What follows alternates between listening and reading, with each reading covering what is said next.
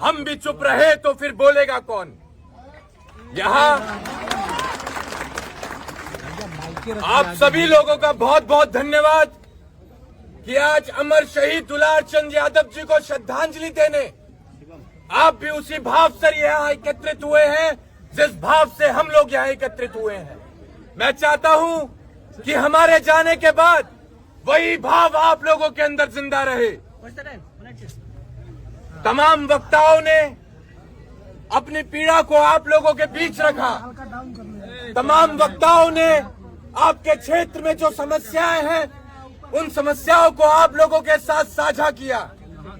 मैं आपको एक छोटी सी कहानी के साथ एक उदाहरण देना चाहूंगा। इस कहानी को मैं चाहता हूं कि आप लोग जरा गौर से सुने। एक बार जंगल में भीषण आग लग गई होती है और उस आग को बुझाने का प्रयास एक मामूली सी चिड़िया कर रही होती है। वो मामूली सी चिड़िया दूर तालाब की तरफ जाती है, एक बूंद पानी अपनी चोंच में भरती है और उस जलती आग के ऊपर एक एक बूंद पानी वो डालने का काम करती है। सुबह से लेकर शाम हो गई, उस मामूली सी चिड़िया को वही एक एक बूंद पानी उस दूर तालाब से लेकर आना और उस जलती आग के ऊपर डालना। शाम को एक बड़े बाज ने चिड़िया को देखा, चिड़िया को रोका और उस चिड़िया से पूछा कि बहन, तुम इतनी मेहनत कर रही हो, इतना संघर्ष कर रही हो, क्या तुम्हारे एक एक बूंद पानी से ये भीषण आग बुझ पाएगी? तो सुनना साथियों, उस मामूली सी चिड़िया ने कितना खूबसूरत जवाब दिया। उस मामूली सी चिड़िया ने कहा कि जब भविष्य में इस बात पर चर्चा हो रही होगी कि जंगल में भीषण आग लगी थी, तो मुझ जैसी मामूली सी चिड़िया का नाम उस जलती आग को देखकर तमाशा देखने वालों में नहीं बल्कि उस आग बुझाने वालों की गिनती में आएगा। आज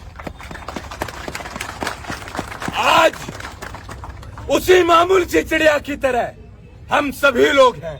उसी मामूली सी चिड़िया की तरह हमें भी जहाँ जहाँ भीषण आग लगी है वहाँ एक एक बूंद पानी लेकर उस जलती आग को बुझाना है और हमारे ऐसे भाइयों का साथ बनना है जिन्हें दबाया जा रहा है, सताया जा रहा है, तड़पाया जा रहा है और प्रशासन द्वारा उनकी आवाज को रोका जा रहा है। हमें साथ बनना है, हमें ताकत बननी है हमारे ऐसे भाइयों की। क्योंकि आज एक नीरज है, कल को आप लोगों के बीच से हमारा कोई साथी हो सकता है।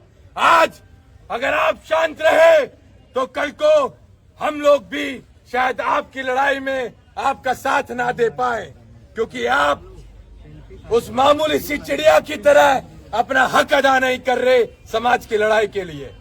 एक बहुत खूबसूरत शायरी है, इस शायरी के माध्यम से आप इस बात को समझने का प्रयास करें। अक्सर जब हमारे पड़ोसियों के घरों में आग लगती है, हमारे साथियों के घरों में आग लगती है,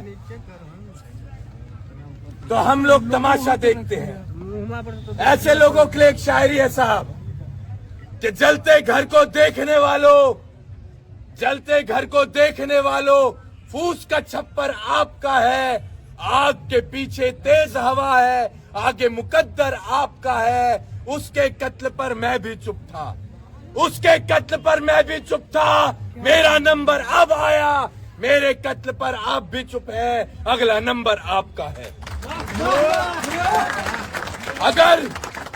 अगर इस नंबर को आप कटवाना चाहते हैं, इस नंबर को अगर आप कटवाना चाहते हैं तो जरूरी है आप लोगों का संगठित रहना। हम जातिवाद करने नहीं आए हैं साहब, हम जो संगठन चलाते हैं, हम पत्रकार साथियों के माध्यम से हम प्रशासन को भी बता देना चाहते हैं, हमारे संगठन में हर समाज का, हर जाति का, हर धर्म का व्यक्ति जुड़ा हुआ है। हम विशेष जाति का संगठन नहीं चला रहे हैं। आज आप हमें बताइए किस जाति में अन्याय हो रहा है, वहां हमारे पास तक अगर सूचना आती है तो हम पहुंच जाते हैं, क्योंकि हमें पता है जब तक हम दूसरे के घरों में जली आग को नहीं बुझाएंगे तब तक हमारे भी घरों में जो आग लग रही है उसे कोई नहीं बुझाएगा। तो हम यहां से ये संकल्प भी लेकर जाएं कि हम अपने समाज से तो मोहब्बत करें, लेकिन अन्य किसी जाति से हम नफरत भी ना करें। ये हम संकल्प लेकर जाएं, तभी हम आने वाले समय में इन लड़ाइयों को मजबूती के साथ लड़ पाएंगे और उसमें सफलता हासिल कर पाएंगे। हमारी संवेदनाएं हैं पीड़ित परिवार के साथ, लेकिन आप लोगों का अनुशासन में रहना वो बहुत मायने रखता है। यहाँ से जैसा कि हमारे भाई ने बताया, हम तो बोलकर चले जाएंगे, लेकिन हमारे पीछे आप लोगों को ही ये सब कुछ बर्दाश्त करना है। तो हम इतने गैर जिम्मेदार व्यक्ति नहीं है कि हम इस बिना जीभ की हड्डी को हिलाकर चले जाएं, कुछ भी बोलकर चले जाएं और खामियाजा भुगतना पड़े हमारे इन तमाम साथियों को। हम ऐसे नहीं हैं। हम आज आए हैं तो हम कल भी आपकी तकलीफों में आएंगे और हम आते जाते रहेंगे, लेकिन आप लोगों को भी संकल्प लेना पड़ेगा कि कभी भी कोई समस्या होगी तो आप ऐसे ही संगठित रहेंगे जैसे आप आज यहाँ पर संगठित हैं। आपकी आवाज को दबाया जाएगा, आपको तंग किया जाएगा, लेकिन आप घबराना मत, आप घबराना मत, क्योंकि जो डरता है वो कभी नहीं लड़ता है। निडर ही लीडर है। आप निडर बने, हम आपके साथ चलेंगे। आप हमें एक बार आवाज लगाएं, जहां आपको ऐसा लगे कि आप कमजोर पड़ रहे हैं, वहां हम आपके साथ आपकी उस लड़ाई में सबसे पहली पंक्ति में आपको खड़े मिलेंगे। मेरा ये कोई राजनीतिक क्षेत्र नहीं है। मैं इस प्रदेश से भी राजनीति नहीं करने वाला हूं साहब, कभी नहीं करने वाला हूं।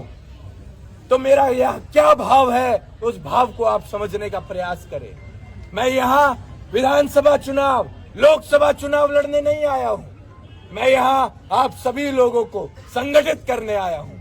आप लोगों के अंदर वही भाव जगाने आया हूँ जिस भाव ने मुझे दिल्ली से लाकर आप लोगों के बीच यहाँ खड़ा कर दिया। मैं वही भाव आप सभी लोगों के अंदर जगाने आया हूँ। मेरी बस ये छोटी सी लड़ाई है। और मेरे फादर साहब कहते थे कि बेटा, जुबान से निकली बात, शरीर से निकली आत्मा और बंदूक से निकली गोली एक बार निकल जाती है तो कभी वापस नहीं आती। तो अपने लोगों के बीच जाकर वही बोलना जो तू कर पाए। मैं आज वही बोलकर जाऊंगा जो कर पाऊंगा। मैं अपनी आखिरी सांस तक आप लोगों के साथ लड़ूंगा। बस आप हमारे ऐसे भाइयों का कभी साथ मत छोड़ना। लड़ाई बहुत बड़ी है, अभी लड़ाई की शुरुआत हुई है, अभी लड़ाई बहुत बड़ी है। और हम इतने कमजोर भी नहीं हुए, हम इतने कमजोर भी नहीं हुए कि अगर हमारा राजनीतिक दल मजबूत नहीं है, सत्ता में नहीं है, तो हम गुलाम बन जाएंगे। हम इतने कमजोर भी अभी नहीं हुए हैं। हम लड़ेंगे, हम दहाड़ेंगे, हम चिल्लाएंगे और अपने हक अधिकार की आवाज को हम हमेशा बुलंद करते रहेंगे, चाहे सरकार किसी की भी हो।